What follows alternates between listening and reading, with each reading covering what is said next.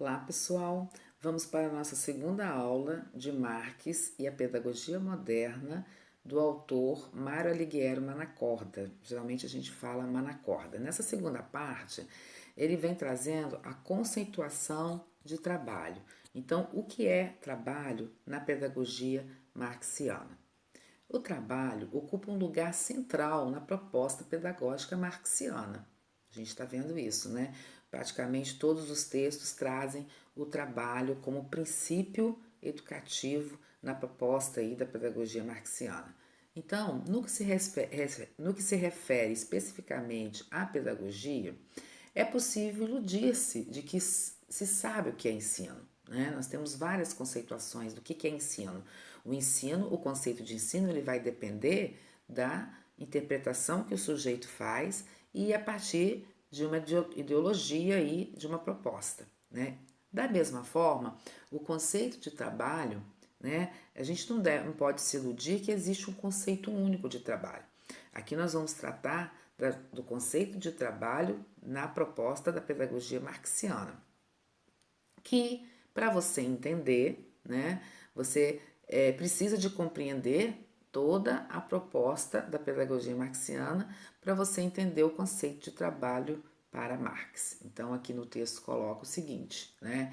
Eis que compreender o que propriamente seja esse trabalho torna-se pressuposto para toda justa interpretação e colocação histórica na sua propriedade.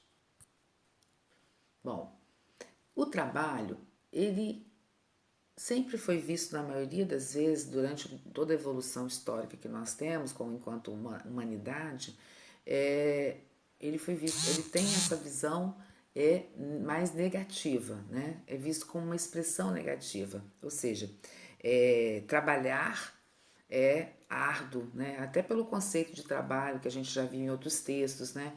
Trabalho significa tortura, né? Então, o próprio Marx, né, ele coloca que, contrariamente, talvez, às expectativas do marxista ingênuo e apesar da convicção comum aos não marxistas e aos antimarxistas, a expressão trabalho, tanto significando a atividade do trabalhador quanto indicando o produto dessa atividade, não goza, como se diria, de uma boa reputação nos escritos marxianos, né? Então, nos textos de Marx, então, ele não tem assim, a questão do trabalho é sempre para tornar o sujeito alienado, né? Dependendo da forma de trabalho que ele exerce também. Então, ele coloca o seguinte: não há, pelo menos nem sempre, nem automaticamente, um significado positivo em Marx, que até reprovou a Hegel por só ver o lado aspecto positivo do trabalho. Então Marx faz crítica a Hegel, porque Hegel coloca a visão positiva do trabalho, né? E nós sabemos aí que o capitalismo ele coloca uma visão bem positiva do trabalho, né? Aquele exemplo que a gente citou em aulas recentes, né? Na crise, crie, trabalhe, né? Na crise, trabalhe. Ou seja, quando você tem que trabalhar mais ainda.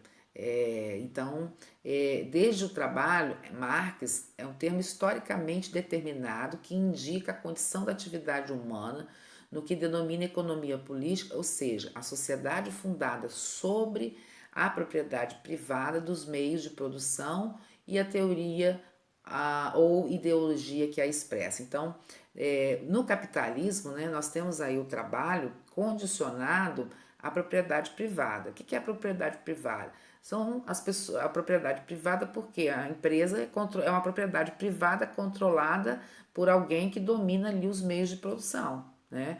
E o trabalhador é o operário que produz, que faz a empresa funcionar, mas ele não tem domínio sobre a organização desse trabalho, como que vai trabalhar, de que forma vai trabalhar. Então, tem o domínio da propriedade privada é sempre feita pelos empresários, no caso, as pessoas que detêm o domínio ali, né, daquela empresa. Então, a propriedade privada dentro do é um conceito do capitalismo, né, que significa o quê? O controle, né, dos modos de produção.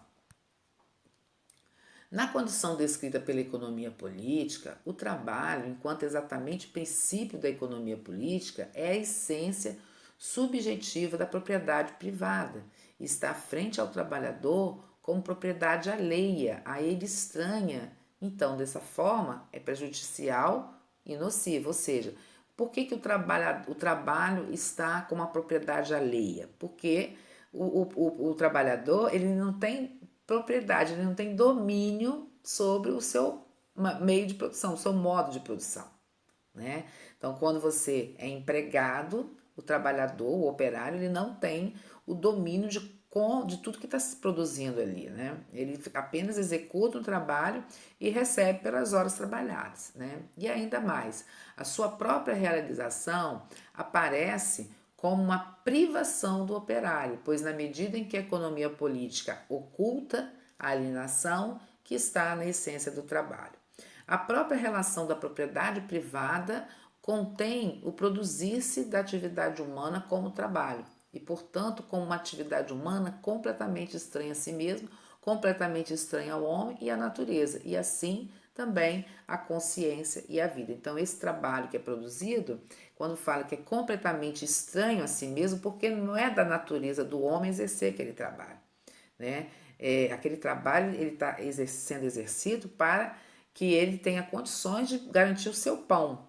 Mas será que aquele trabalho é o trabalho da natureza humana daquele trabalhador? Seria aquele trabalho que ele gosta de fazer, que ele gosta de realmente realizar? Ou aquele trabalho está sendo realizado mediante o domínio da propriedade privada para garantir o sustento, né?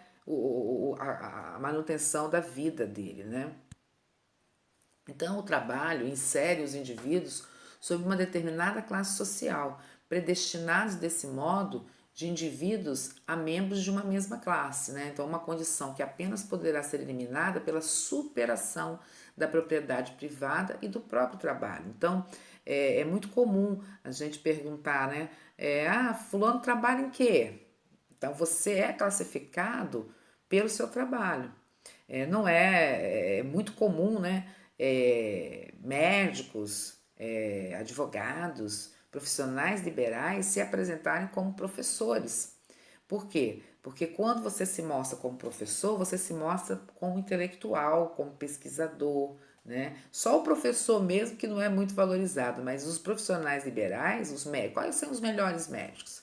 São os médicos que são professores, né? Porque estão estudando, estão pesquisando, né? Então você é muito classificado na hierarquia social pelo trabalho que você exerce. Então é importante que se destaque que o produzir-se da atividade humana como trabalho alienado é um resultado histórico devido à divisão originária do trabalho, né? Então, exatamente no momento em que a atividade vital humana do homem, como ser genérico, do gênero humano em seu conjunto, se apresenta dividida e dominada pela espontaneidade, pela naturalidade e pela casualidade, todo homem subsumido pela divisão do trabalho aparece unilateral e incompleto, ou seja, na perspectiva marxiana, todo homem que é refém dessa divisão de trabalho, né, que se considera condenado a exercer sempre aquela mesma função. Vamos colocar, por exemplo, aí o catador de lixo. Né? O catador de lixo ele exerce a função de coletar o lixo. Né? Então, se ele se aceita essa condição de catador de lixo como próprio da natureza dele, que se ele faz com prazer, é uma coisa, mas se ele se julga como alienado a esse trabalho, considerando que ele pertence a uma classe social, que ele não vai ter nunca esse direito de avançar para outro modo de produção, ele está sendo considerado um sujeito unilateral e incompleto. Então, esse trabalho que faz com que ele tenha o ganha-pão, mas ao mesmo tempo ele se torna alienado àquele tipo de trabalho porque ele só faz por ganha-pão. Ele não faz pelo prazer, ele não faz pela vontade. Né? A mesma coisa o professor. Né? Vamos pegar o professor como exemplo. Se ele se situa lá como profissional professor, somente por conta do salário, somente para receber aquilo que vai garantir o seu ganha-pão, mas se ele não faz com prazer, se ele não faz porque é da natureza dele, né, realizar aquele trabalho, ele tá sendo alienado, porque ele não está buscando uma forma de avançar na hierarquia aí da divisão social do trabalho e está se alienando. Então, ele é visto como um sujeito unilateral e incompleto nesse sentido aí, de acordo com, na perspectiva de Marx. Então, essa divisão, ela se torna real quando se apresenta como divisão entre o trabalho manual e o trabalho mental, porque aí se dá a possibilidade, ou melhor, a realidade que a atividade espiritual e a atividade material, o prazer e o trabalho, a produção e o consumo se apliquem aos indivíduos distintos, né?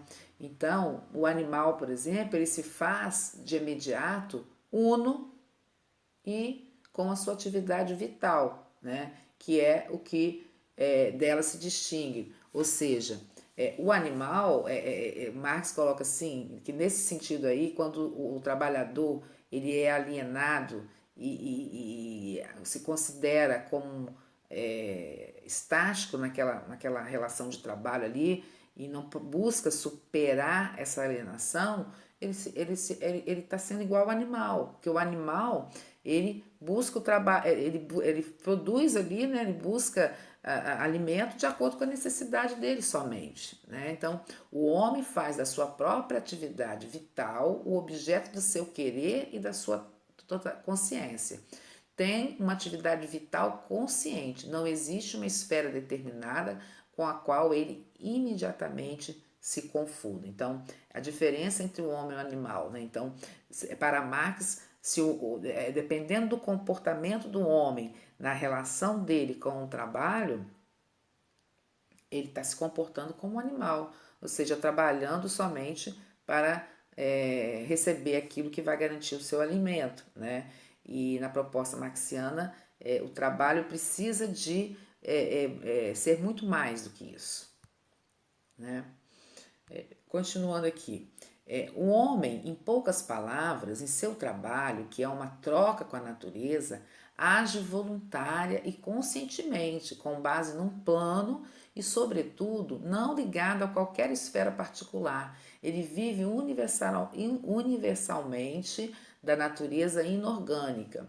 A universalidade do homem se manifesta praticamente na universalidade pela qual toda a natureza se torna seu corpo inorgânico. Então, é esse caráter voluntário, consciente, universal da atividade humana pela qual o homem se distingue dos animais e se subtrai ao domínio de qualquer esfera particular, né? Que está em oposição a tudo que é, por sua vez, natural, espontâneo, particular, isto é, ao domínio da naturalidade e da causalidade, na qual o homem não domina, mas é dominado. Não é indivíduo total, mas membro unilateral de uma determinada esfera, de uma determinada classe, né? E vive, em suma, no reino da necessidade, mas não ainda no reino da liberdade.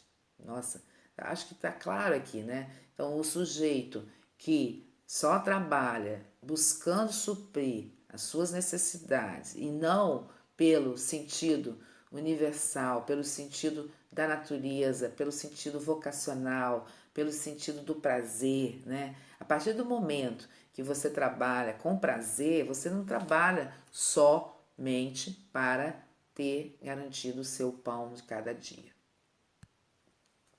A divisão do trabalho, portanto, dividiu o homem e a sociedade humana, mas tem sido a forma histórica do desenvolvimento da sua atividade vital, da sua relação domínio sobre a natureza.